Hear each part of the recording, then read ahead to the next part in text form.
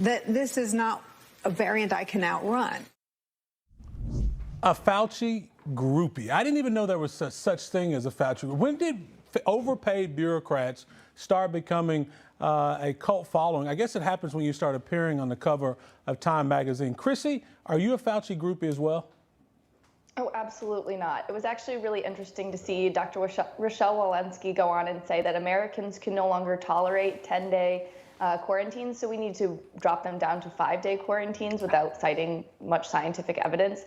But if that's really the grounds that we're going off of, I don't think Americans can tolerate Walensky or Fauci anymore. So by that logic, they should be terminated from their positions as well. Chrissy, you know, I think you bring up the point that I think is driving Americans crazy about Fauci, and it's his flip-flop, right? It's the Fauci flip-flop back and forth on so many things.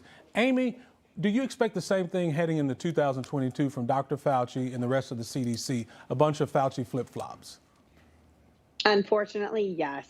And I don't think it's just the flip-flopping that people are tired of. They're tired of his voice. They're tired of seeing his face.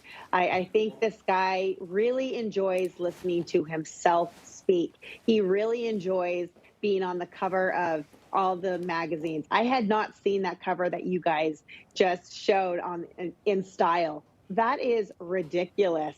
This guy is supposed to be the sounding board for everything medical. He is not a Hollywood star. And I think in his mind, he is a Hollywood star. And Amy, don't you think that really eats away at his credibility? I mean, when you're talking to people about the worst pandemic in 100 years and you're trying to make them understand the seriousness of the concern, and when you've got input data, but you got a guy who's on the Ellen show, he's talking to, you know, all type of talking heads all day. Doesn't that create a level of uncertainty for Americans that frankly eats away at his credibility? Well, it does for you and I, but it may not so much for the left. And they're trying to appeal to a different base. And I think they're losing that messaging, because you can see in the polls that the younger generation actually is not so thrilled with the Biden administration in the end. And that's why we see attempts with the Jonas Brothers. We see attempts with other singers and, you know, coming to the White House and paying their visits and trying to put out their PSAs. And it's not going anywhere. It's failing miserably. But this is their regular stunt and PR plan when they're tanking. And that's why we also saw Biden going on recently to one of the talk shows on.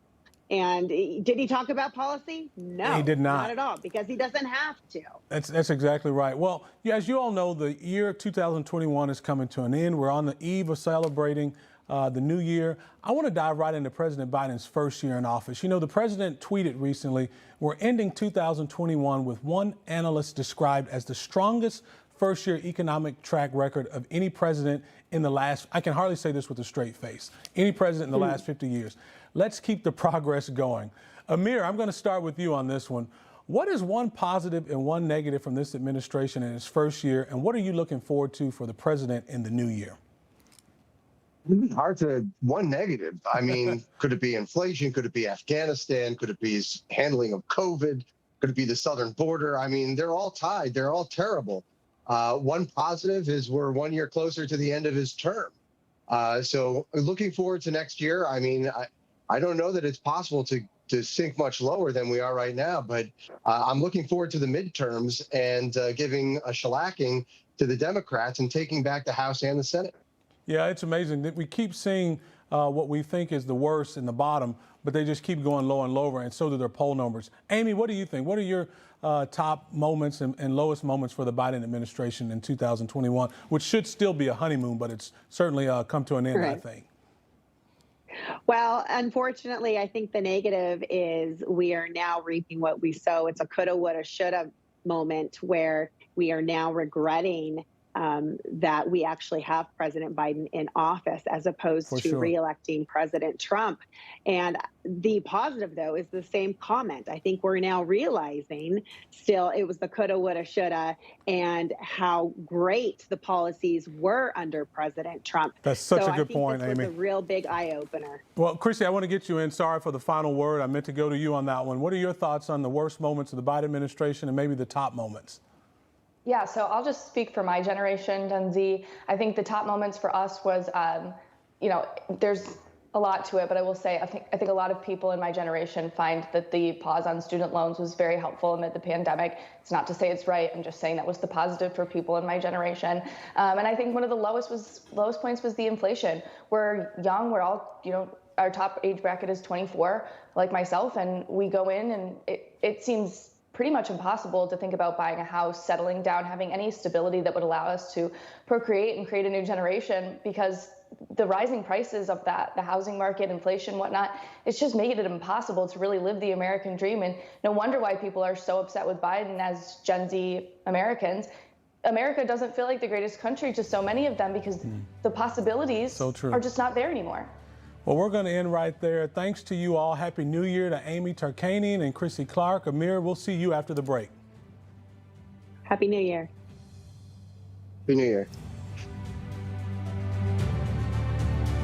Discussing the Maxwell verdict, what this means for her future and how this will affect similar cases. You're watching Wake Up America only on Newsmax.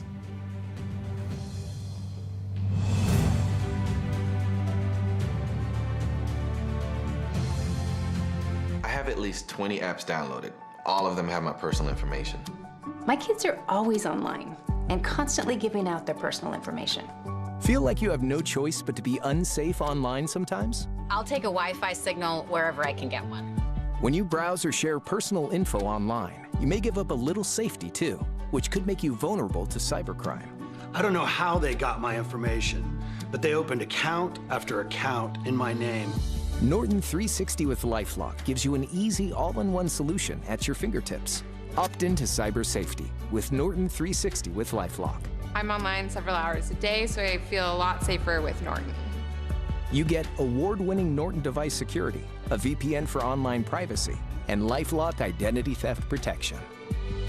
Use promo code 25NOW to save 25% off your first year and get a free tile key finder with your annual membership. Call or visit norton.com/25now today. When I saw Balance of Nature, there was no chemicals. Everything was nature-oriented, and I said, wow, that sounds pretty good. I just found that my energy level was starting to wane. So I was looking for an edge, and Balance of Nature has been that difference maker. What it's done for me personally has been a game changer. It has given me the energy and the foundation to attack life with vigor. As I got into my 60s, I started noticing I just didn't quite have the same energy and drive. I'd heard the Balance of Nature commercials on the radio a lot, and I thought that makes sense to me that we're not really getting all the fruits and vegetables that we should. And I just took it. If ever there was a reason to start thinking about your health, this would be a good way to start. Start your journey to better health by going to balanceofnature.com, and don't forget to use discount code NEWSMAX. During fire pit season, we don't waste any time at all. When we get back together, it's like we never left. Maybe it's the way a crackling fire in a solo stove makes you feel. Or maybe it's that being together again feels like home. Either way, we know the best memories are made together. Save $10 using promo code TV10 at solostove.com. Revolutionary in his field, Dr. Bonatti created, perfected, and patented the Bonatti spine procedures. Using his genius, Bonatti invented the precise tools necessary to minimize surgery, scarring, anesthesia, and recovery. So successful are the Bonatti spine procedures, they consistently reflect 98.75% patient satisfaction. 70,000 procedures have been performed exclusively at our location. Nearly half our patients have suffered from failed back and neck surgeries at other facilities. Bonatti succeeds where others fail. Welcome back to Wake Up America. I'm Alex Kramer. It's now time for your question of the day. Now, everyone has a day they would love to forget, of course, but former NFL coach Mike Shanahan has two. Why? Well, because on December 30th, he was fired twice. That's right. In 2008 and 2013, Shanahan was cut loose as a head coach by two different teams. Now, fans and players were absolutely stunned to hear of Shanahan's 2008 firing from the Denver Broncos. And it's because he had served as the team's head coach for 14 years, winning back-to-back Super Bowls in 1997 and 1998. Now, after his Denver dismissal, Shanahan took his impressive resume to Washington, where he led the then Redskins through 3 roller coaster campaigns. And as it often does, history repeated itself. And on December 30th of 2013, his Washington tenure came to an end. When the curtains closed on his coaching career, Shanahan had 5 Super Bowl appearances and 170 coaching victories. Not too shabby. Alex, do you think that that was coincidental, or is it, like, because it was the end of the year? I think it has to be. People normally get fired in the NFL. You're an expert here. So. I have to say, I mean, maybe I am a bit of the sports expert, but I don't know about firings as much. I think it's a little coincidental. Is this at the end of the season? So does that add up? It's not. It is kind of the end of the season-ish.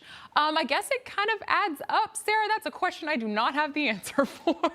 Well, there you go. All right. Well, thank you, Alex. And now, Ghislaine Maxwell is guilty. After days of deliberation, the highly anticipated verdict was handed down last night here in New York.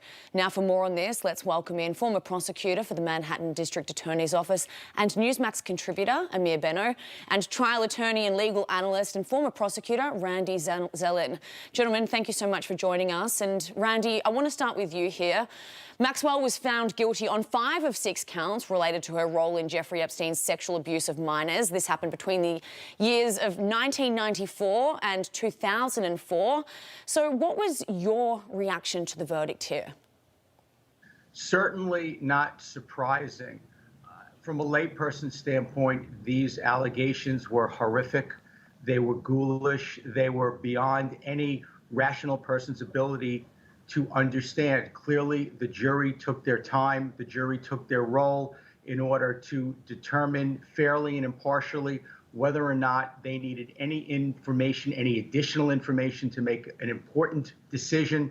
They made that decision. I did feel that with the holidays approaching, the holidays were going to impact their verdict. And clearly we saw on the heels of New Year's Eve, they did come back with a verdict. I think the jury's spoken right now. What Ms. Maxwell is going to be faced with is her life being reduced to a series of mathematical computations through the sentencing guidelines. And she will also learn that even though she was acquitted on 1 count, the judge can still consider that acquitted count in determining her sentence under what's called the acquitted conduct rule. So she may very well spend the rest of her life in prison. Now, Amir, I want to bring you in. Maxwell's attorney last night immediately redirected her focus after learning of this verdict. Let's take a listen. We firmly believe in Ghislaine's innocence. Obviously, we are very disappointed with the verdict. We have already started working on the appeal, and we are confident that she will be vindicated.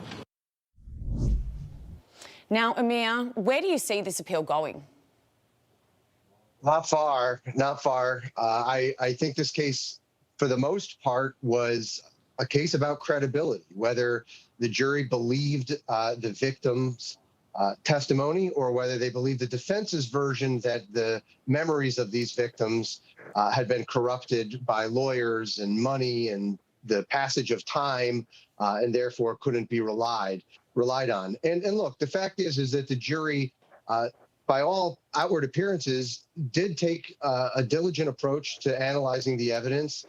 They took their time. They requested a lot of materials, a lot of evidence in the jury room. They did, in fact, acquit on one of the charges involving one of the victims, this woman, Jane, which had to do with a period of time between 1994 and 1997. And that was on the enticement charge.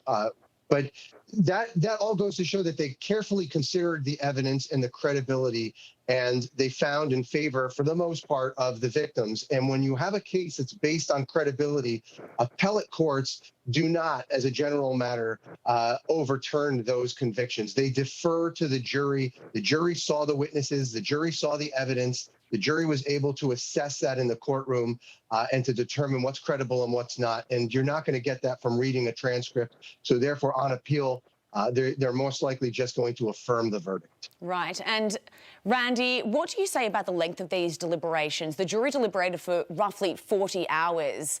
Is that a delayed decision here? Well, certainly to Amir's point, the length of time that the jury was out certainly is an indicator of the time, the diligence, the consideration that they put in. Again, to Amir's point, the fact that they did acquit on one count, even if that may end up meaning absolutely nothing from a sentencing perspective, it does show objectively the careful consideration of the evidence. And again, to Amir's point, 3 for 3.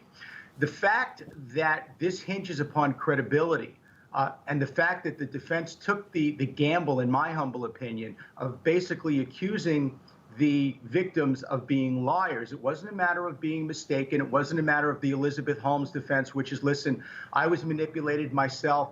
I didn't know what was going on, and I too am at some level am a victim. But to basically say, look, these victims are liars.